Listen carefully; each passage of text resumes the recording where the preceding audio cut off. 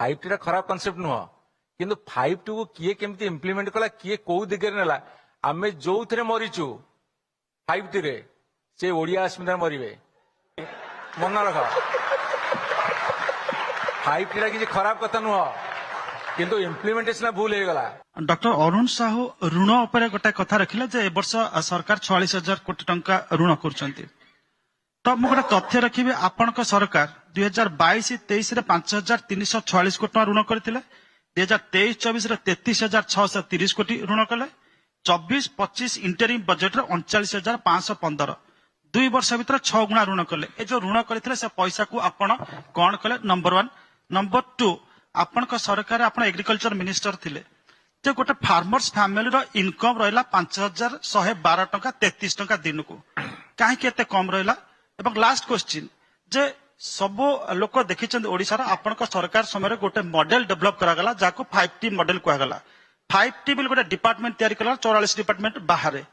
तो सेटा को कहा जाउची जे that was one of the reasons why BJD suffered heavy losses in the elections आपनक सीधा सळक प्रश्न जे 5T मॉडल जोटा का थिला was it a right initiative or step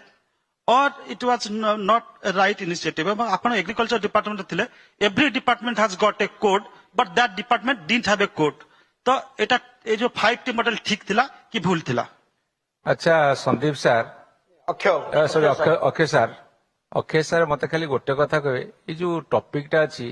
how the double engine government will expedite the development एटा खाप खाउची तो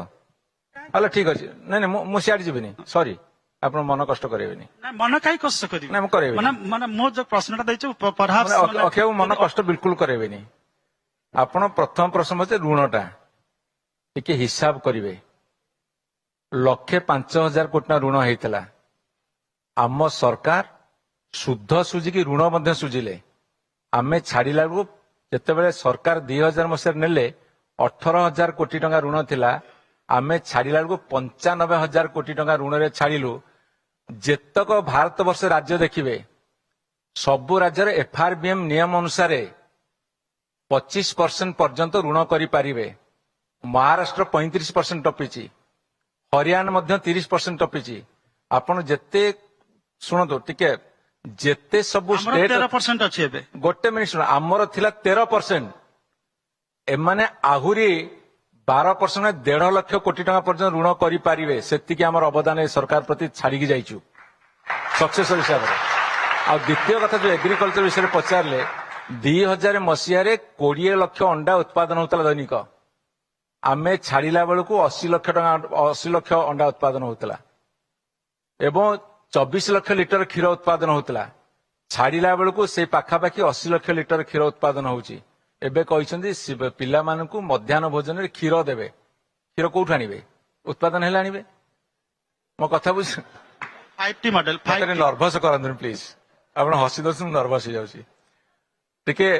एग्रीकल्चर डिपार्टमेंट विषय मो जति दिन थिली सेटा गोटे तर्जमा करदेवे केते डीप को जाइथिलु आज जो ट्रैक तयारी करू सेही ट्रैक पर से जिबे सेमिति मन इच्छा ट्रैक तयारी नथला गोटे चाउल अभावी राज्य चाउल बड़का राज्य रे भारत वर्षर तृतीय बृहत्तम चाउल उत्पादन करी राज्य करी छाड़िलु तार बहुत माछ आमर उत्पादन होता 1,69,000 मेट्रिक टन आमे छाड़िला बेलू 12 लाख मेट्रिक टन पहुंचेचु ये हूँ हिसाब मु सब हिसाब मुहे रखी देदेवी आ थर्ड क्वेश्चन जो कहते 5T नुह कि ये भारी बढ़िया क्वेश्चन टा यही क्वेश्चन पचारे आपण मैंने भावती जे आम टिके उद्बुद्ध हबुनु 5T खराब कनसेप्ट 5T खराब कनसेप्ट नुह किंतु 5T को किए केमती इम्प्लीमेंट कला किए कौ दिगरे नेला आमे जो थे मरीचु 5T रे से ओडिया अस्मिता मरवे मन रख 5T किसी खराब कथा नुह किंतु इम्प्लीमेंटेशन भूल हो गला कि इम्प्लीमेंटेशन जे कॉलेज ठीक कर पारे नरेशन क्रिएट करदे आम गाधे गलु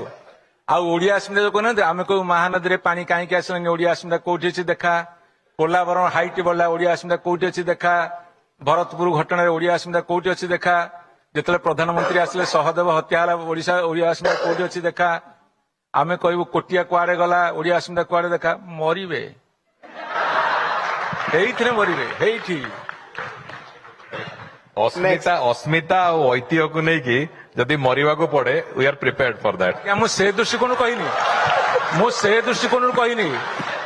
ଆପଣ ଯୋଉ ଓଡିଆ ଅସ୍ମିତା କହିକି ନ୍ୟାରେସନ କଲେ, ମୋଠୁ କଣ, ମୁଁ ଆଜ୍ଞା ଜଣେ ସାହିତ୍ୟିକ।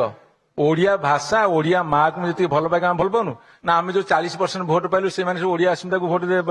ବିରୁଦ୍ଧରେ ଦେଇଦେଲେ ନା? ଆପଣଙ୍କୁ ଯୋଉ 40% ଆମଠୁ 37% ଭୋଟ କମ ପାଇଲେ ଆପଣ କଣ ସେଇମାନେ ଓଡିଆ ଅସ୍ମିତା ଭୋଟ ଦେଲେ? ନ୍ୟାରେସନ। ଆପଣ ଯେତିକି ଓଡିଆକୁ ଭଲ ପାଆନ୍ତି ଆମେ ବି ସେତିକି ଭଲ ପାଆନ୍ତୁ। ଆପଣ ଟିକେ ଅଧିକା ଭଲ ପାଇତେ ପାରନ୍ତି ମୁଁ ଭାବୁଛି, କିନ୍ତୁ ମୁଁ ଟିକେ ଲେଖା ଲେଖି ଭଲ କରେ।